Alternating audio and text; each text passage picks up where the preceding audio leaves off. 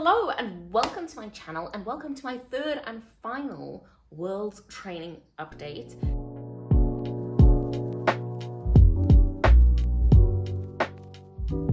You've been watching along in this series, you know that I am heading to the IPSF World Pole and Aerial Sports Championships, which is happening like next week. I keep saying end of October. Now the end of October is here. It is next week. I get on the plane literally tomorrow to fly to Sweden. Today is Sunday, fly Monday, competition starts Wednesday, and I compete on Friday. So it is like literally around the corner. And I'm just gonna update you on how my third and final bit of training has gone and how I'm feeling about the competition. So let's just dive straight into it and let me tell you about training in the past couple of weeks. So this has been phase 3, which has been week 13 to week 18 of training. So basically the past 5 weeks, starting in around like mid-September. It was, yeah, mid-September. Week 13 started, and then it's been up until basically like now, including tomorrow as well. I still have one more training session left tomorrow, but I obviously am going to be flying tomorrow and all of that. So like I'm filming this now, even though we're not technically quite done with the training block yet. But basically the goal for this phase 3, was to run my routine as many times as possible, make sure my props and my costume were good. And specifically, I set the goal of running my routine 50 times in total. I did not make any changes to my strength and conditioning program, although I usually would for like phase 3 training, just because I feel like the first couple of weeks and first 2 phases of training, they were like a bit disrupted. I was making really good progress with my conditioning, with my strength training, and it was going well. So I kept it up basically all the way up until this week. This past week, I did not do my usual like gym workouts. I just focused on an increased number of actual pole training sessions. I've been going between doing 2 to 3 sessions per week, kind of like more recently it's been closer to 3 sessions. At the start of this training phase, it was like more like 2 sessions a week, especially when I was trying to still fit in gym. But like this past week, I trained Monday, Wednesday, Friday, training again on Monday. Other weeks I've done like Monday, Wednesday, Saturday, or like Monday, Thursday, Saturday, just try to fit in as many runs as possible. And that's been going well, except I can feel like my body is like a little bit tired. There were some of those training sessions that did not go so well because I was a little bit exhausted. Friday was actually one of those sessions. I feel like I pushed really hard on Wednesday and maybe wasn't fully recovered by Friday. So Friday was a tough session, and I'm really, really hoping that tomorrow will be a better session. But anyway, goal was 50 runs of the routine. I'm nearly there. I currently, as it stands, I'm sitting on 44 runs. So I run my routine in full, like whole way through, 44 separate times. I'm going to aim for 3 more runs on Monday or tomorrow, which should take me up to, 47. We'll see if we get to 3, we might only do 2. So it's going to be either 46 or 47 runs before the competition. And I don't think I'm going to get in another full run. I don't have any training plan in Sweden. Basically, we fly Monday, land Tuesday, busy day on Wednesday with rehearsal at the competition venue and opening ceremony, but I won't be able to do a full run. We only have 1 minute of a rehearsal slot. So I'll run some bits and pieces, but it won't be a full run. And then Thursday, I need to rest because Friday I compete. So there's not really going to be time other than literally tomorrow to fit in anything else. And I don't think it's a wise idea to push myself for more than 3 runs tomorrow just for the sake of making it to 50, especially because it would be like quite a few more runs that I would need to actually get to that level, like limit of 50. But I'm happy. I feel like even like 45, 46, 47, whatever it ends up being, it's a good number of runs. I'm feeling, yeah, okay about it. Yes, okay about it. I've been having some, yeah, training is going okay, but I'm very stressed. This is a very new experience for me, entering into and competing in a division that is not a parapole division. And I think it's all like kind of starting to hit me a little bit. I was feeling like way more chilled about it at the beginning stages of training, and it's slowly been like amping up the pressure and kind of just like the everything kind of hitting me. And I've been feeling all sorts of ways about it. So let's chat about that. So like my mental state, like I said, I'm stressed. I'm really worried that I have not done enough. And like when I like realistically like sit down and think about it and think about the fact you've done like almost 50 runs of your routine, like that is a lot. Like I've gone through this routine, I've been working, I've been training for months and months and months. Like I've done a lot realistically, and like objectively I can look and say like I've done a lot, but emotionally I feel like I haven't done enough. I feel like I could have and probably should have done more. There are times that I'm looking back on that I'm like, I should have pushed harder, I should have done more, I should have been more consistent with my gym schedule, I should have been more diligent about stretching in the evenings before going to bed, and like all sorts of these little things that I'm now kind of like too late now. We compete next week, but it's like things that I wish I would have implemented, and like I'm kind of like getting caught up on like, you didn't work hard enough for this, even though like I know like I have actually worked very, very hard. Like I've put a lot of effort into this routine. It's just like a emotional battle that I'm dealing with. And I think a lot of this is also kind of coming from the fact, like I said, that this is my first time competing in a non-para division. I feel like there's a lot of pressure on me because I am a previous gold medalist in the para divisions, and not just a gold medalist. I have a world record. I've won gold like multiple times, and every time I've competed in the para division, I've done exceptionally well. Even when I didn't win gold, I was winning silver. So there's a very, very high standard that I've set for myself in that para division. And especially for people who don't know pole, like just people in my life, like this week, especially with leaving on Monday, like I've had so many people like chatting to me about like, oh, how are you feeling? Like, oh, you're like excited to go. Like you like better bring home a medal. Like I'm sure you're going to bring home the gold. It's like, and it's like, no, I'm not sure. And it makes it even harder because I'm currently ranked second, but especially in artistic, like those rankings going into the competition really don't mean much. And I could end up last for all I know. Like obviously I'm hoping that doesn't happen.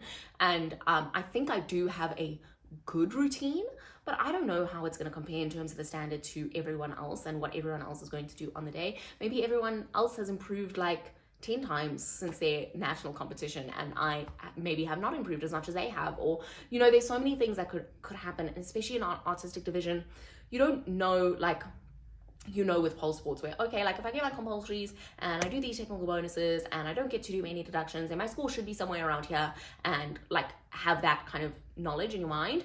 Artistic, it's just like all up in the air, and I am struggling with that a lot, especially with the pressure and the expectations that I feel like are on me from not only people around me, but also from myself. Like I like winning, I like doing well, and I like being good at things. So the fear that I won't do well is really kind of hitting me. And something else that I realized that I think has also been affecting me that I didn't actually realize until now is that when I had my accident and I broke my neck, and obviously one of my main goals was getting back to pole and dancing. If you don't know like the whole story and the whole context, I do have a video that explains like my whole like injury and like recovering from that. But basically the idea was, okay, like I'll recover, I'll get back to doing pole. And then when I got back to doing pole and I was able to like start competing in the para division, it almost like justified my injury in a way for me as like, I don't know if justify is the right word, but it kind of made it seem like,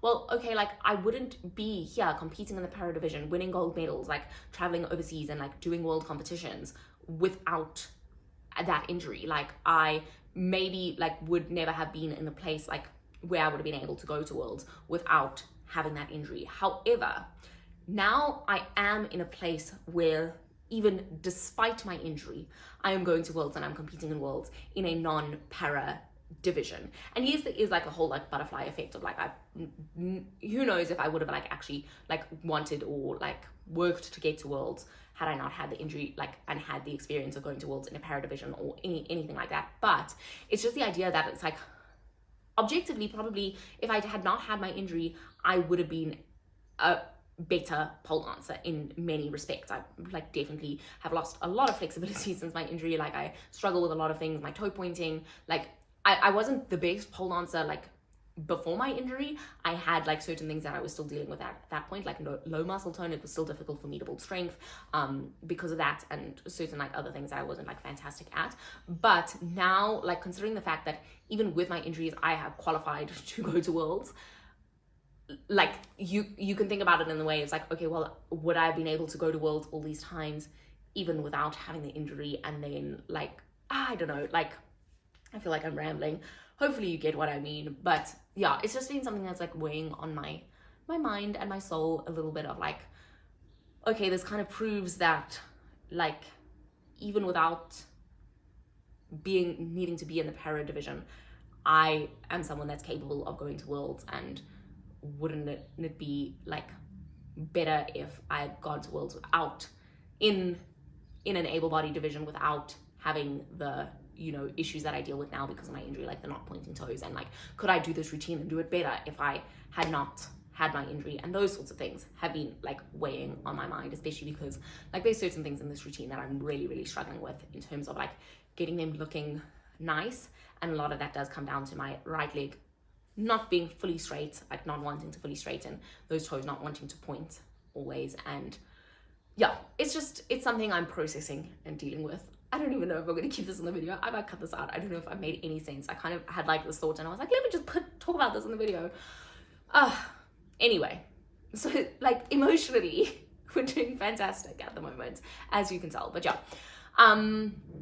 it's just a whole different ball game for me, and I'm feeling like the pressure is a lot that I'm putting on myself, and I'm trying to just like enjoy the journey for what it is. And I know that when I'm at Worlds, I'll be like in the moment and I'll enjoy it and I'll love the experience. Like I love just being there in general, and that will like be great, like even if I don't like do well. But obviously I still do want to do well, and I want to do the best that I can do, and I'm worried that I haven't done enough to be able to do the best that I could have done, if that makes sense. So yeah, that's the emotional baggage that I'm dealing with, and I feel like it has impacted my training a little bit.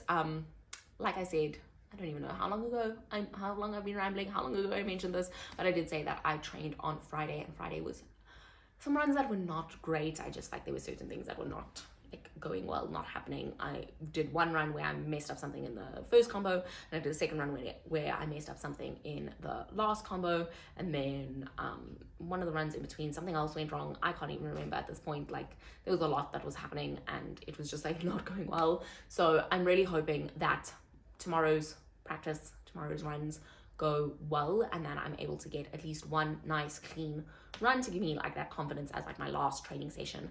Okay, I can actually do this routine. I'm capable, I'm able, I'm strong.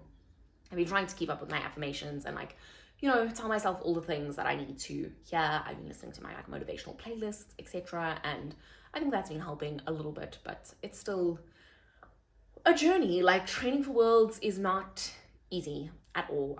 It's like tests you not only physically but also like emotionally, psychologically, mentally, all of the different ways that it can test you. And I feel like I'm feeling it this year more than ever, just because of the kind of like pressure that I'm putting on myself being in this new division. Even though, like, if I think about it logically, I shouldn't be putting this pressure on myself. I should be just allowing myself to experience this new division for what it is, and like not putting pressure, knowing that I'm competing against able-bodied people. I'm coming from previously competing only in the para divisions. Like, it's my first time. There should be no pressure, but you know, I like to put that pressure on myself. I mean, I don't know if I like it, but I do put that pressure on myself. So that's where we're at. Anyway, yeah, so plans for next training is literally tomorrow, run the routine, do it as best I can. My costume's all sorted. I've done a practice in that.